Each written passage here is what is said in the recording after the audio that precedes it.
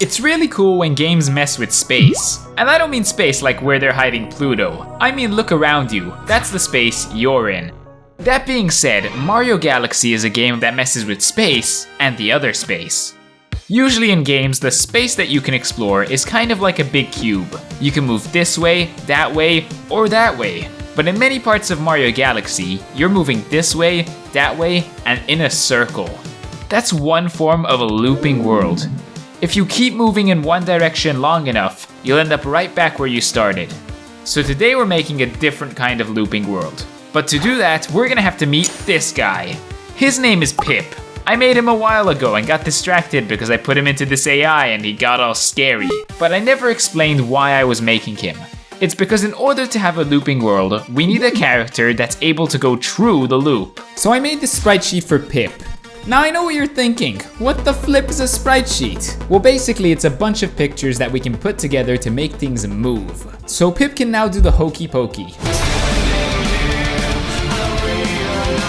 But how can we have a looping world if there's no world? So I made all of these blocks. These ones are for most situations, these ones are for backgrounds, and these ones are for nerds, so they can finally touch some grass. By the way, remember like 18 seconds ago when this was happening? If not, it means you're slowly descending into madness.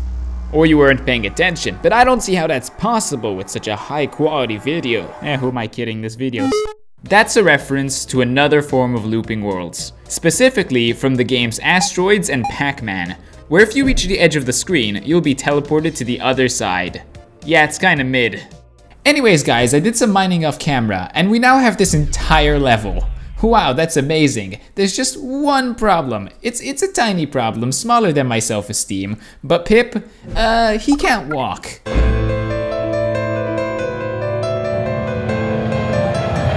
So we need to program a movement system. And you know what has cool movement? This hidden gem known as Celeste.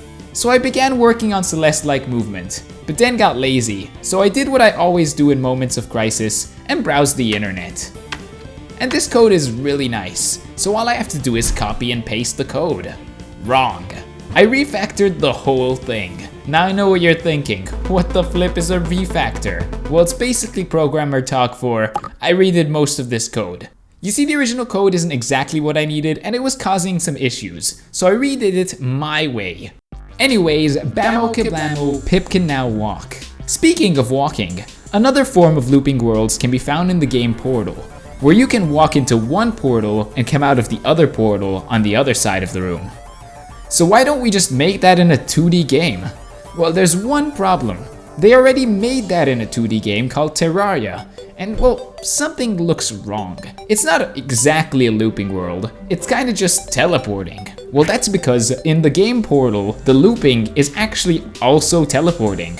But unlike Terraria, Portal is in 3D, and we can create some cool illusions in 3D. In 2D, however, it seems we can't just do that. Or can we? What if we make a really big portal, like one that's way bigger than my self-esteem, and we go to the other side of the portal and take a photo?